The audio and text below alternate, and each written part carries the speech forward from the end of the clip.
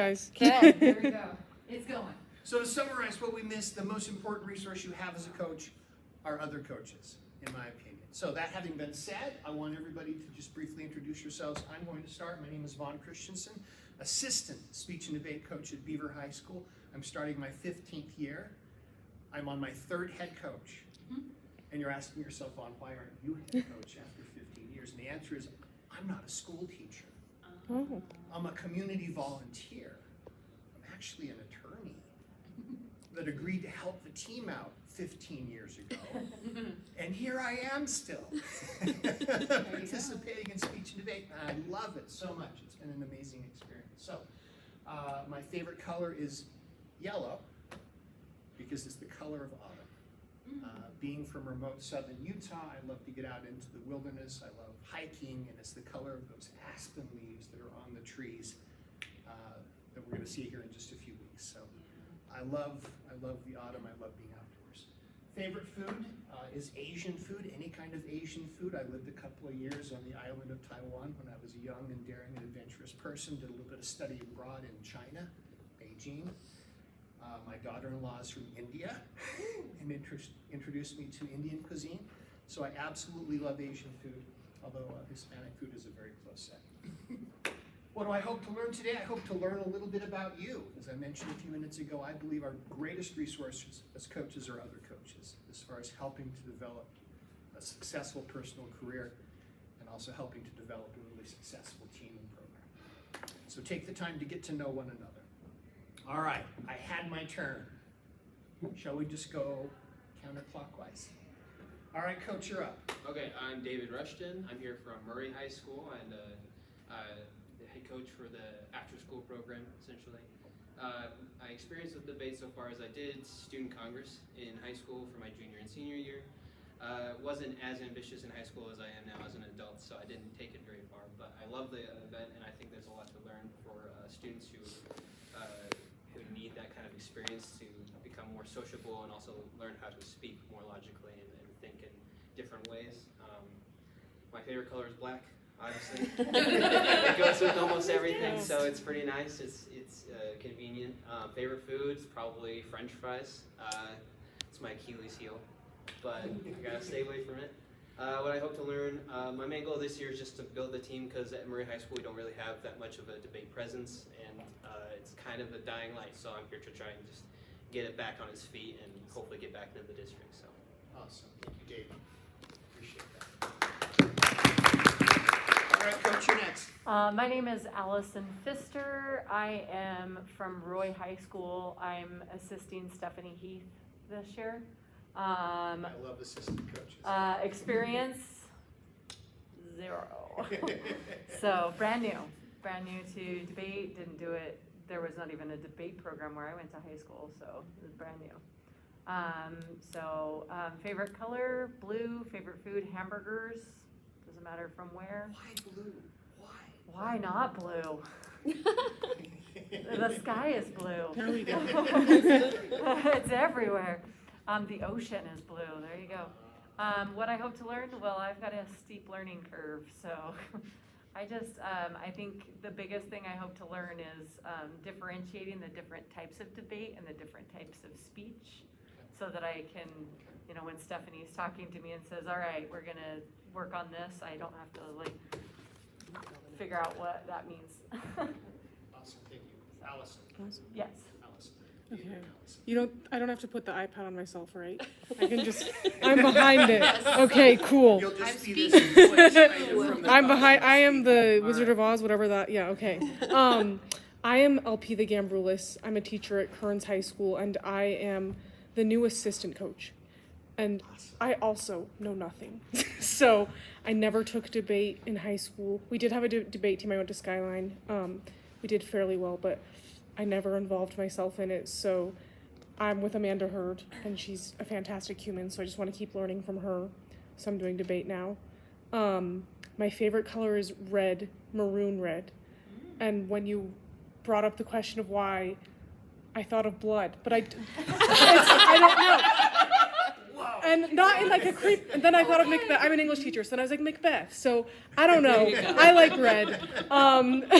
My favorite food, I'm Greek, so any Greek food is just comfort food for me. So, and then what I hope to learn is, as you said, I need to know the terms that the students are using because our little officers talk and they're far smarter than I am. So that's me. Yeah. Awesome, thank you. And forgive me, I am old and I am deaf. That's okay. When I was a teenager, I listened to too much heavy metal music. My mom said, turn that garbage down, and you know what I did? Turned it up. Yeah. Here I am, like, 40 years later, it's like, my mother was right. I should have listened to my mother, so tell me your name one more time. It's Elpida Elpida. Gambrulis. All right. Yeah, it's even with good hearing, it's a tough one. Yeah. Fantastic. Thank We're you. so glad you Thank you. All right, yeah. Next I up. am Joanne Hatch, and I'm at Viewmont High School, and I've been teaching for, this is my 18th year, 19th year teaching, but coaching, nope, this is not my, I'm brand new. They did hire a coach, and I'm gonna be working with him, and he's gonna be teaching the class, and he's awesome. But I am the teacher in the classroom. And so I'm going to be helping the kids in any way I can. I've been studying all summer trying to figure out all the terminology, and I still, it's a whole nother language. So I'm hoping to just really get familiar with the language and just learn everything I can to help the kids. Favorite color, all fall colors. Yeah. Brazilian food's my favorite. I was an exchange student in high school, and I'm obsessed with Brazilian food. And I just hope to be able to best helps to support the head coach and to be able to help the kids in any way that I can. Thank you, Joanne. Hi, I'm Bethany Jones. I'm sick right now, so I'm sorry if I'm not loud enough. I am at Brighton High School, and I'm actually a speech-language pathologist there. I'm not a teacher. And I'm also going to be running my team as an after-school program because the coach who is there left. None of the other English teachers wanted to take on a class, and I was like, well, we need to have a team. So I was assisting last year, which is part of my experience. I debated and did oratory and a couple other random events in high school. I did policy in college and did a lot of judging at that time, and I wanted to come back to high school debate because I think it's so awesome. So I'm happy to be back in it. My favorite color is light pink, probably because I spent so much of my childhood actively not liking pink. And my favorite food, honestly, there's very little food I don't like, but I guess I'll say Colombian food because my partner's family is Colombian. Awesome. Delicious. Yes, very delicious. And what I hope to learn, just more of what the heck I'm doing. So, yeah. Bethany. My name is Ryan. I'm the head coach at Intermountain Christian School. I did 4 years of collegiate policy debates, so enjoyed that a ton, but never done anything in high school, and there's a lot of differences between high school and college. If you've ever done college policy, it's very different. My favorite color is blue. Sorry, I guess you don't like blue. It's fine. My favorite food is Thai food because I think Thai food gets the spiciest, and I like spicy food, so yep. And then what do I hope to learn? I'm kind of at the point in high school debate where I know so little that I don't even know what questions to ask. So I'm just trying to get to a point where maybe I can understand enough to ask good questions that may help me learn more, and meet some other coaches as well. So yeah. Ryan, thanks. Glad you're here. Okay, I'm at the end. I'm Emma Wood. I'm brand new to teaching, and also this. I'm at West High. My experience is no, unless you count MUN in 9th grade. That's about it. My favorite color is, so it's very medium blue. It's when the sun is setting and you look just about here on the horizon, it's that color of blue. Nice. That's my favorite color. And that's why. It's because I love the sunset and I love when the sky gets that color. It's really pretty. My favorite food is potatoes because they're so versatile and you can eat them in so many ways and they're delicious in every way that you eat them. And what I hope to learn is very similar. I don't know anything. I'm lucky that I'm an assistant coach with a really experienced coach, but I have to teach the class, and so I don't know enough to know what I don't know. Yes. And the pleasure. Today we're going to go wide and shallow. So we got about what? We got what? 45 minutes left? 40 minutes left. So we're not going real deep in any of these topics I'm talking about. This is just an introduction to these different things. If you want to go deeper, we've got all of these topics in one level or another being discussed later on today in other classwork. Let's start. So we're going to talk about events, just to familiarize you with the different speech and debate events on the high school level. We're going to talk about organizations and people. As new coaches, you're going to kind of want to know who to call in an emergency, or who's in charge of what, or who's in charge of this or that. So we're going to talk about organizations and people, technology, brief introduction to the different resources you have available as coaches. We're going to talk about some team building, and then finally we're going to talk about fundraising. All right, let's start with speech and debate events. We're going to do debate events first, starting with policy. Ryan, I'm asking you because you already know. Yeah. Explain to the rest of us what's policy. Policy is a very confusing debate event that's very fun, in my opinion. Teams of two, you have one topic for the whole year. Exactly right. College. Exactly right. Yeah. Yes. So one topic for the whole year, so you get really, really in-depth about a specific topic. You learn a ton about it. You do a lot of research for this event because basically the whole first part of the event is reading something called cards, which is like a split up article that you highlight down into a very specific. It's also the topic where you talk really fast, which is why I talk really fast. And so basically there's an affirmative and negative. The affirmative team will say that we should pass this policy. So in this case, I think this is the policy this year. The United States federal government should substantially increase its security cooperation with NATO in one or more of the following areas: AI, biotech, cybersecurity. Yep. And so basically one team will argue that yes, we should do that using a specific policy. The other team will argue we shouldn't. And they have multiple tools at their disposal, like disadvantages, why doing this would, I don't know, cause a war with Japan or something crazy that doesn't make any sense. Or why doing it, we should actually do something different that would work better and maybe solve all the advantages but have some add-on. Or why, capitalism is bad if you're running a critique or something like that. So yeah, it's got a lot of moving parts. I really love policy debate. It's definitely the longest, I think, type of debate. A debate with only 4 people will take like 2.5 hours. It's also kind of the debate where you have to have judges who kind of know what they're doing, or else it might get a little messy. So, but yeah, it's a lot of fun. I loved it. High school level, they shortened it to 1.5 hours. Oh, which is very still the exciting. Longest debate. Oh, it's still the longest. Okay. Because LDPF, they only go 45 Okay, because it's only minutes. 8 minutes for the constructives and 5 minutes for the rebuttals. Exactly. Yeah. So you'll have Hour and a half. 2 speeches for each person. So you'll do 4 constructive speeches, which will be 8 minutes, and then you'll have 4 rebuttal speeches, which will be 2 minutes. Or 4 minutes, sorry. And if you want to learn more about policy debate, that's next hour right here in this class. The master of all policy debaters in the state of Utah, Mike Shackelford, is going to be teaching both an introduction and then a more advanced policy debate class right here, if you're interested in learning more. But for now, yeah, it's the oldest and most venerated of the debate events. It's kind of considered the most difficult of the debate events. It's also the biggest one in college, if I'm not mistaken. That's right. So that's policy in a nutshell. And it's sometimes referred to as CX. Yeah. Sometimes cross-ed or CX. That's exactly right. And again, the students study it all year long. All right, moving on to its kind of evil twin, right? Its kind of arch nemesis is Lincoln Douglas debate. Rather than a team debate, LD is a one-on-one debate.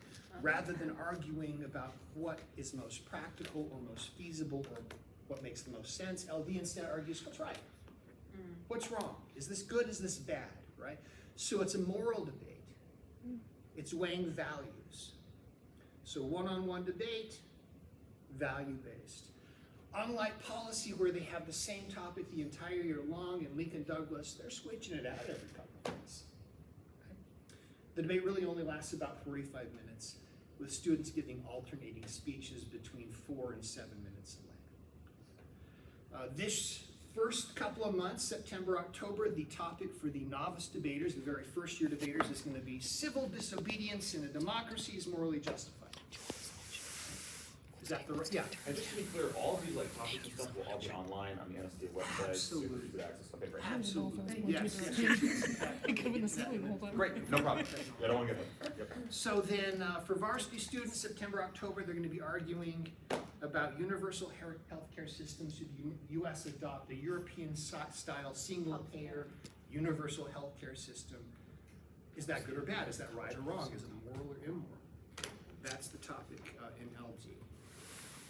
All right, moving on to public forum. It's kind of baby policy, right? So it's a team debate, and it's kind of focused more on what's practical, what's feasible, what makes sense. The evidence is really more numbers, statistics, studies, whereas in LB it was like philosophy, right? This philosopher said that, this philosopher said that. In PF, baby policy, it's about the numbers, right? Show me the numbers. Show me the research, right? What's feasible? What's going to work here? What makes sense? And like LD, it switches out topics every couple of months. So for the first couple of months here in our debate season, September, October, the policy is resolved. The United States federal government should substantially increase its investment in high-speed rail. They're going to be arguing the feasibility of high-speed rail in the United States. So it's team debate, 2-on-2. They don't speak longer than 2 minutes each. The round lasts about 45 minutes long, and it's highly research-driven rather than moral philosophy stuff. All right, let's jump into Congress. So this is a mock legislature, a pretend legislature. Our opening speaker was kind of geared toward Congress. As we polled the coaches before the training, that's kind of what they wanted to hear about, was Congress. So student Congress is where the kids pretend that they're the legislature. So they're passing bills that students have written themselves, arguing for it, arguing against it, having question and answer periods, and then ultimately casting a vote on whether or not to pass that bill. One of the students runs the round. They're actually elected to be the chair of the round. They do it for an hour, and then another chair is elected. Typically, Congress rounds are, hour and a half, 2 hours, sometimes 2.5 hours at the bigger tournaments, depending on the rules. Yeah. And this is a single person event, like you won't have like a team of 2 going in there. Kind of, yeah. So it's a single person event, but they're competing against an entire room of people. Okay. Sometimes as many as 25 other students in the same room. Because remember, this is a legislature, right? Right. And so they're following the Robert's Rules of Order, parliamentary procedure to present bills, argue for them, have other students argue against them, and then try and get them passed. So where did the bills come from? Well, students across the state are invited to write bills, but they have deadline submissions, and we'll talk about that in a few minutes. But basically, if you want it on the fall agenda, you got to submit your bill by June 1st. If you want it on the winter agenda, you got to submit it by October 1st. If you want it for spring, you got to do it by January something. I'll tell you in a minute when we get there. 31st. 31st. Look at that. Look at that. Okay. Yeah, October 1st, January 31st, June 1st. Okay. So that's Congress. It's just the kids all competing against one another. Spontaneous argumentation.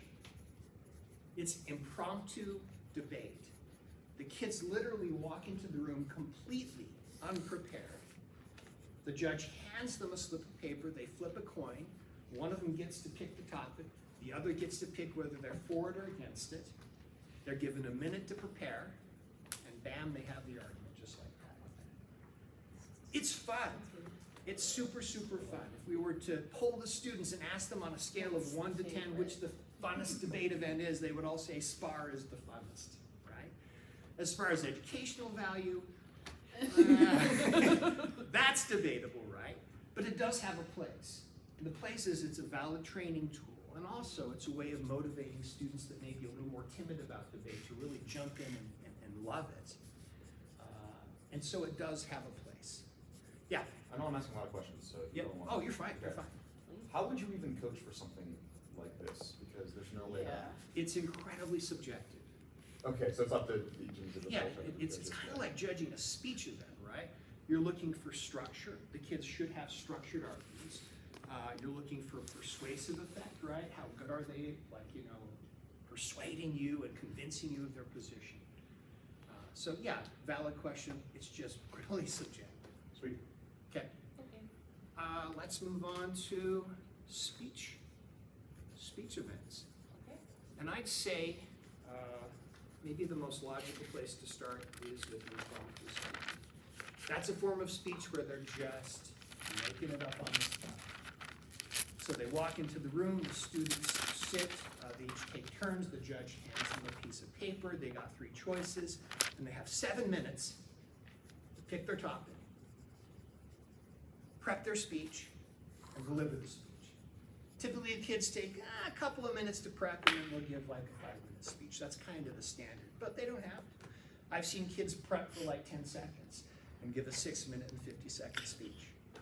I've seen kids terrified, standing there shaking for 6 minutes and 50 seconds and give like a 5 or 10 second speech, right? Okay, so you have 7 total minutes.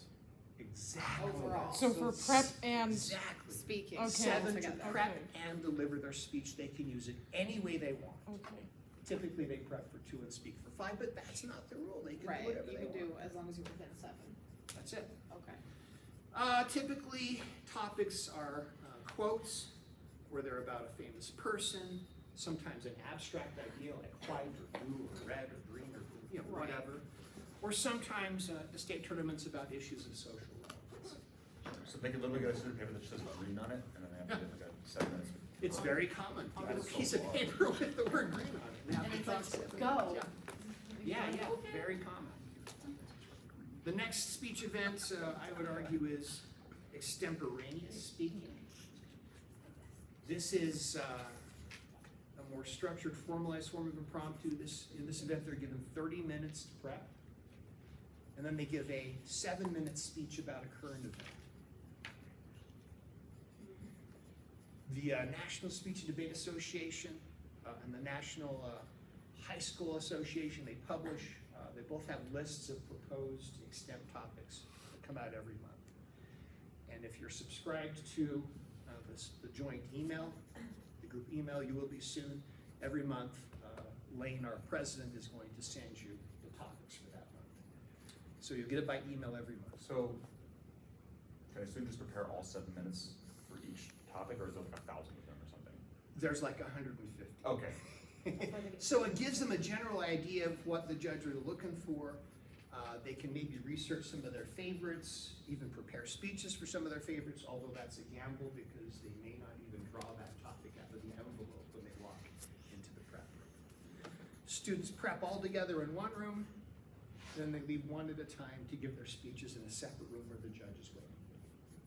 So there's extemp prep, and then there's actually the room where they give the speech. Let's move on to original oratory. This is an event where the kids write their own speech. It's 10 minutes long, they write it, they memorize it. The best oratories are beautifully well-crafted, artful essays that they just commit to memory.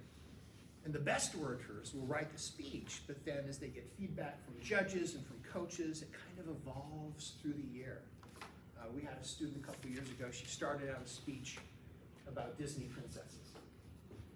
I'm not a fan of Disney princesses. It was really difficult for me to listen to. So I asked her, look, what's up with the Disney princesses? Why do you care about Disney princesses? Oh, well, Disneyland's the last place that my family went before my parents divorced. So now we have something, right? So now we go a little bit deeper. So the speech evolves, it develops, it grows. And by the end of the season, we have a first place state championship oratory about being a kid of a divorced family, right? Kind of rotating around the central theme of Disney, right? Disney princesses. You know, my princess world was shattered is the idea, right? Yeah. So there you go. So that's oratory. That's a great time. All right. Informative speaking is kind of oratory's evil twin. So, whereas oratory is all about persuasion, right? It's all about trying to get the audience to buy into your worldview or to at least kind of sell them on this idea that you have, to persuade them. Informative is the opposite. You're just telling them about something. You're just explaining something to them. So there's really no persuasive thrust. It's just you want them to understand something. Oratory, there are no props allowed. Informative, yeah, visual aids all you want. Can't use electronics, right? But you can have charts, you can have objects, you can bring stuff to the round, so it's not so boring. Because after all, it's an informative speech. Interpretation, kind of the new kid on the block here in Utah. It's available at state tournaments now, 2A through 6A, but that's only as of last year. So we're still kind of learning the event a little bit better. But essentially, this is kind of an adaptation of theater. So the kids are able to take a 10-minute poem or skit or published play. It can be a happy one, a humorous interpretation. It can be a sad one, a dramatic interpretation. Or it can kind of be in between. It can be a happy, sad program of oral interpretation that analyzes a social theme. The point is they act it out as 10 minutes of acting. But what makes it a speech event is that about a minute or so into the performance, they got to stop everything. They got to get out of character, and they got to explain to you the relevance and the meaning of the piece. Follow me? That's what makes it a speech event. If they don't do that, then it's not interpretation, it's just theater. Follow me? So they take a break from the acting, they tell you what the heck this thing is about, what it means, what its social relevance is, then they jump back in, and then you can enjoy the rest of their performance. So that's interpretation. Yeah? And no 1A schools compete in inter. Correct. At the state tournament. Okay, great. At the state tournament. They'll see it at other tournaments throughout the rest of the year, but it's not part of the state 1A tournament. Yeah, you're 1A. Yes, I'm 1A. So I guess you don't have to worry about interp too much. Won't have to teach that. Yeah, so you're good to go on interp. Can I interrupt and ask what 1A means? Oh, I'm so sorry. Please. I'm like, Oh, oh that's no. a perfect segue. It's the size of Because Oh, yeah, right.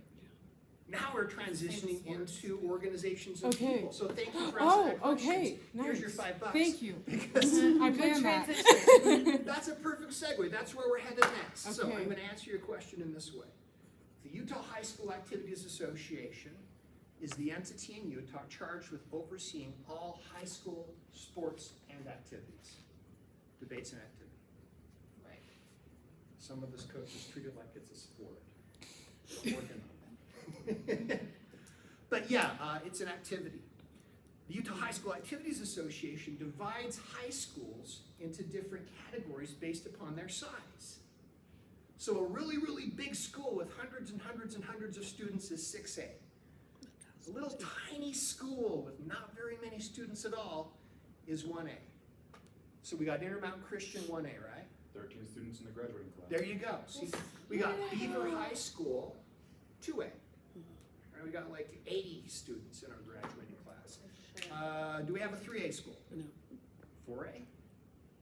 I have no idea what West is. Well, you can maybe ask. Yeah. Back to your high school. West has got to be, but yeah. Yeah, Viewmont- West too. West Viewmont is big, 5A. so, There you go. I'm guessing it's 5. yeah, that would be What my that guess means also, is that off the through top most my of the head. season, we really don't care about whether you're 1A or 6A. We just care about, how well your kids are doing. But when you get to the region and state tournaments at the very end of the season, UHSAA divides you up into school sizes, and you compete against students or schools that your own size Right. at the state tournament. Okay, so it's the same as sports. Yeah, so Intermountain Christian, I think your arch rival is probably Panguitch High School. Yeah, it's like, I think there's only 3 1A schools that compete in. Right, yeah. Beaver High School, we took state last year, but we had a nice, wonderful battle with North Severe. Salina High School, whose coach is here today, who I deeply, deeply respect, amazing coach. And so anyway, you'll get to know the other coaches in your districts or in your regions and categories as you go through the year, but essentially that's UHSAA, okay? And that's what That was 1A to perfect. 6A means. Cool, it's your school size, as classified by the Utah High School Activities Association. All right, Utah Debate Coaches Association. well, if we have a UHSAA, why the heck do we need a Utah Debate Coaches Association? And the answer is because UHSAA delegates the day-to-day operation and oversight of speech and debate in Utah to the coaches themselves. So the Utah Debate Coaches Association is just basically an organization of coaches that runs debate in Utah. So here are our current officers. The nice fellow that welcomed you this morning, that's Lane Carter, he's our president. Rachel Billings, I think she also spoke for a minute or two. She's our president-elect, in other words, she's taken over next year.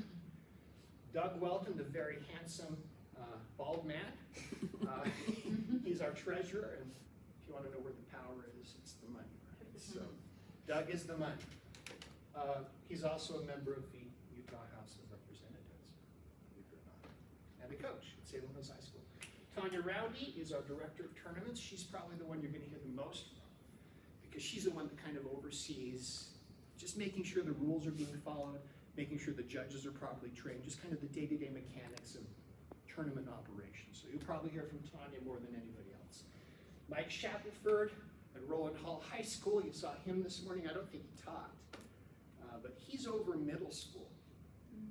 There are some schools with middle school teams. And so he's the liaison on our state board for middle school teams. And then, for some reason, they put a non-teacher in charge of professional development for coaches, which makes perfect sense, right? Yeah. Let's have someone who's not a teacher teach the teachers how to teach debate. Isn't that perfect? That's That makes so much exactly sense. to do it. Yeah. So there you go. That is your Utah Debate Coaches Association State Board. And so if you were to visit the website, which we will in just a moment, you'll have contact information for each of those people. Man, I'm going way too slow. I'm going to use some policy tactics and start talking real fast. Also, in Utah, you'll hear talk about the National Speech and Debate Association. You really don't need to worry about that till the end of the season. The NSDA is just basically the nationwide equivalent of the Utah Debate Associations. It's just a national association of coaches. They have a tournament every year. Last year was in Louisville, Kentucky. This next year it's going to be in Phoenix. They have a national tournament qualifying tournament. February, March, you're going to hear more about that, where your students can qualify to attend the national tournament in the month of June.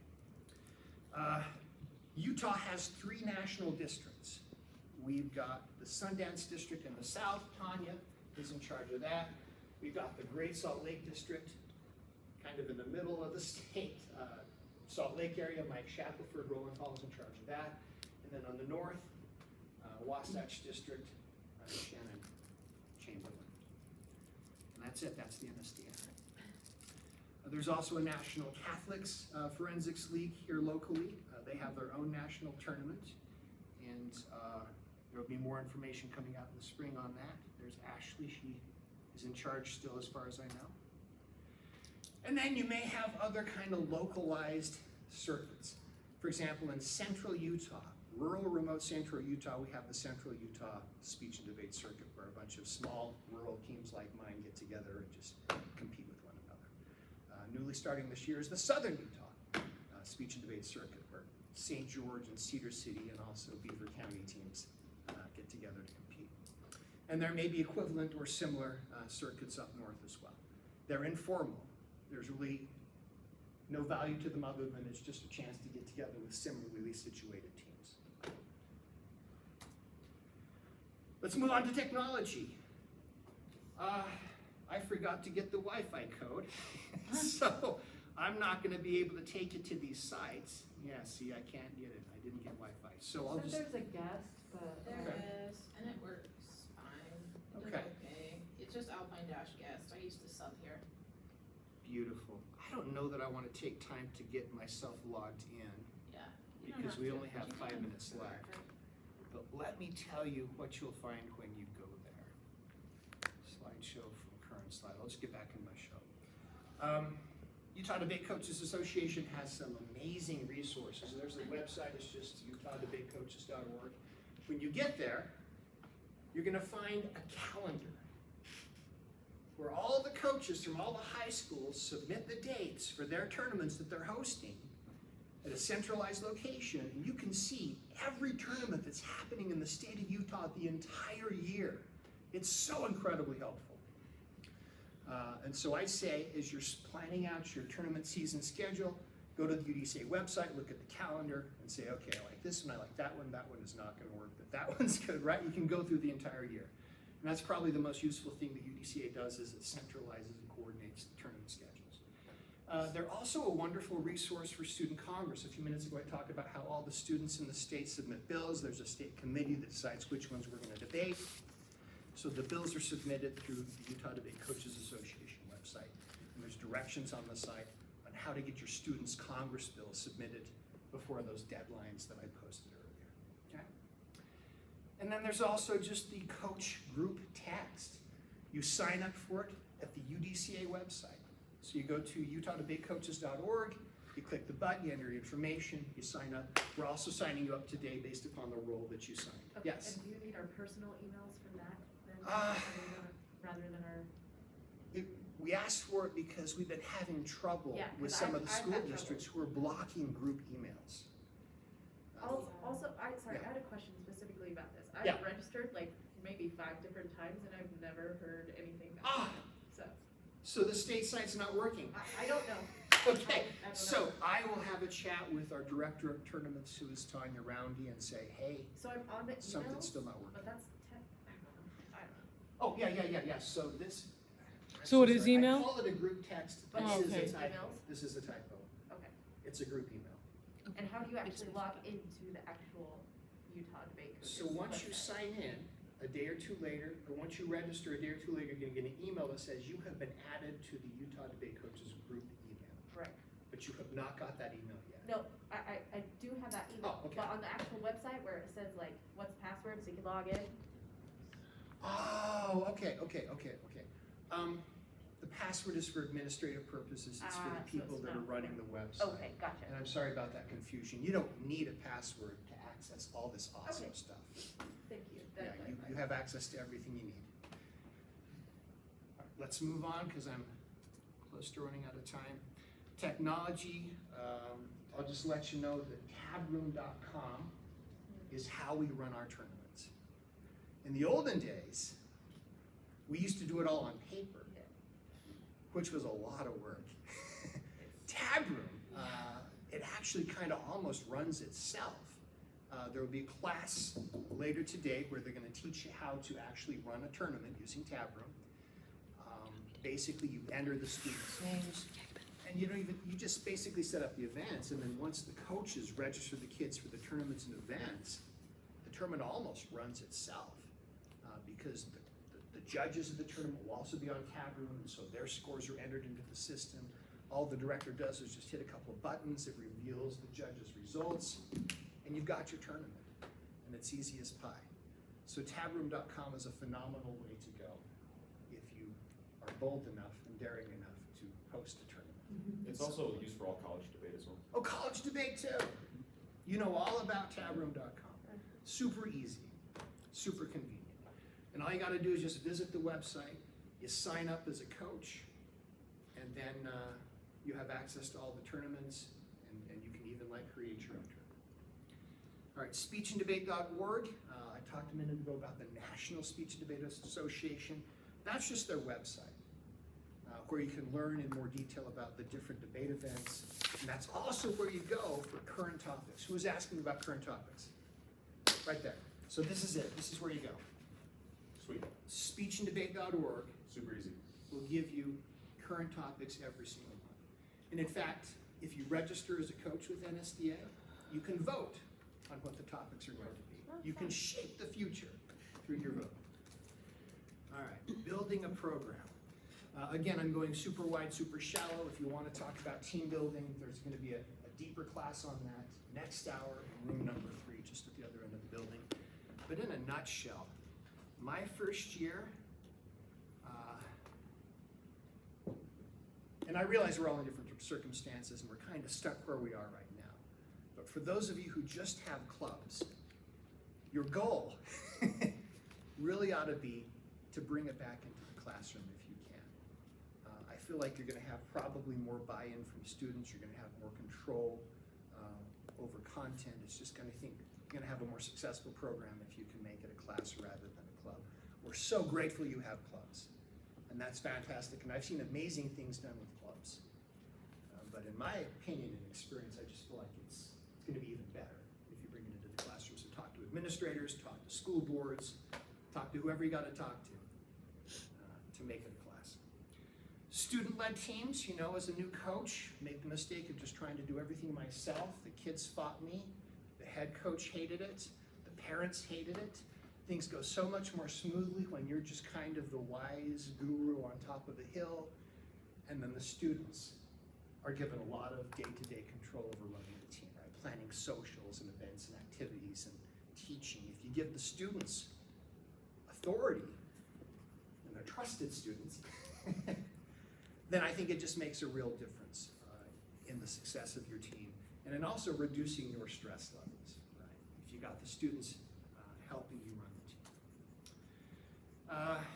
Fun activities outside of class are also essential. At Beaver High School, we have an opening school year social, we have a Halloween social, we have a Christmas social, we have an end of year banquet, we have team breakfasts, game days. We do everything we can to create unity and cohesion and harmony and to really do some team building. Because the kids have got to get along, and we got to get past the drama. If not to friendship, then at least to respect and camaraderie. You have the power to recruit. You don't just have to sit around and wait and see who signs up for your class. You can pay attention, you can ask around, you can ask your students, and you can find out who the best students are, the hardest working students are, the smartest students are, and you can recruit them. That's how I got involved in debate. I got a letter from my debate coach saying, "Yeah, I noticed you, and I think you'd be a great debater. Come to our summer camp." And I did, right? And so you don't have to just sit and wait. Be proactive in picking the kids you want on your team. And there are 100 ways to do it. At Beaver High School, we love the letter format, combined with the summer camp that's really fun. And this year we went with a Harry Potter theme, so they got Hogwarts invitation letters to be on the debate team, which the kids thought was really fun, and it was very successful for us. But find a strategy to get out and recruit. Talked about that already. It's important to have good role models from the older students, and you can pick the ones you want. All right, we've got 2 minutes to talk about fundraising. And I realize we're all different. In my school district, we're rural. Our school board really, they support debate, but on the other hand, we're on our own as far as funding the program. It's just so funny that they tell our head coach, Mr. Failer, you have to teach debate, but you also have to find a way to fund it all on your own. Only in a rural school district, and I know that there are other coaches out there that share the problem. If you're lucky, you got a school that helps fund your program, or better yet, you got a super wealthy donor that just contributes to the program. But for a lot of us, we got to fund this thing if it's going to happen. So here's some things that we do.